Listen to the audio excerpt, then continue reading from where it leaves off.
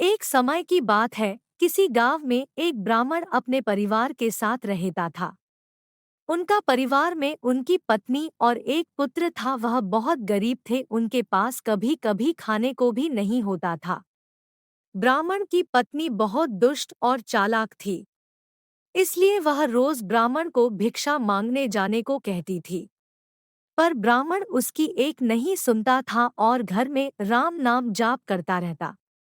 पत्नी के रोज रोज लज्जित करने पर ब्राह्मण एक दिन सुबह सुबह उठा और अपने पोती पत्रा उठाया और दूसरे गांव में चल दिया।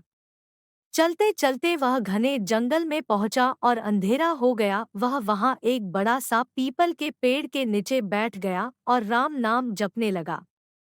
सुबह होने पर जब उठा तो पास के सरोवर पर स्नान करके वह आगे चला और दूसरे गांव में पहुंचा। गांव वाले उससे ना तो कोई कथा सुनना चाहते थे और ना ही कोई उसे भिक्षा दे रहे थे।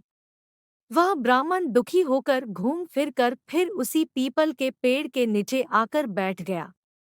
वह पीपल का पेड़ बहुत विशाल था। उस पेड़ की जड़ में एक विशाल काला सांप रहता था।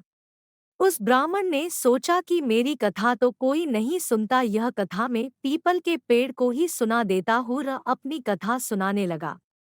कथा पूर्ण होने पर पेड़ के नीचे से एक काला नाग निकला और उस ब्राह्मण को एक स्वर्ण मुद्रा देते हुए बोला, तुम रोज यूं ही यहाँ आकर मुझे कथा सुनाया करो, मैं रोज तुम्हें स्वर्ण मुद्रा दूंगा। ब्राह्मण यह बात मान ली और ना यह बात तुम किसी को भी मत बताना, तुम्हारे सब दुख दूर हो जाएंगे। ब्राह्मण रोज ऐसा ही करता। सुबह उठकर नहा धोकर अपनी पोती पत्रा लेके वह पीपल के पेड़ के नीचे पहुंच जाता और वहां बैठकर कथा सुनाता। कथा पूर्ण होने पर नाग सोने की मुद्रा भेंट करता। देखते ही देखते ब्राह्मण धनिक हो गया। पूरे गांव में यह चर्चा होने लगी कि ब्राह्मण की दशा कैसे सुधर गई। यह जरूर कोई गलत काम करता होगा। ब्राह्मण को लोगों की बातों से कोई फर्क नहीं पड़ता था। वह नित्य अपना यही कार्य करता रहता था। एक दिन गांव की कुछ औरतें ब्राह्मणी के पास गई और उससे पूछने लगी कि आपके पति इतने धनवान कैसे हो गए? वह रोज कहाँ जाते हैं और रोज उनकी कथा कौन सुनता है? औरतों की बात सुनकर ब्राह्मणी के मन में शंका आ गई। आपको ये धन कहाँ से मिलता है? मुझे भी बताइए। ब्राह्मण बोला, तुम्हें इससे क्या मतलब है? ऐसा कहकर ब्राह्मण ब्राह्मणी की बात टाल दी। कुछ दिनों तक उसे टालता रहा, पर एक दिन ब्राह्मणी ने ब्राह्मण को मजबूर कर दिया।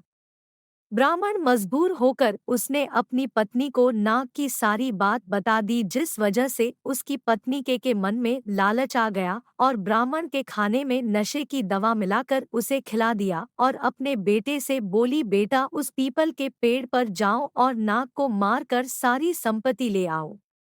ब्राह्मण का लड़का अपने पिता का पोथी पत्रा लेकर वहां गया और पीपल के पेड़ के आगे बैठकर कथा सुनाने लगा। कथा पूरी होने पर वह नाग बाहर आया और उसको स्वर्ण मुद्रा देने लगा। तभी ब्राह्मण के बेटे ने कुल्हाड़ी से नाग पर वार कर दिया, जिससे नाग की पूंछ कट गई और नाग भी पलटकर लड़के के पैर में डस दिया, जिससे लड़के की मौत हो गई।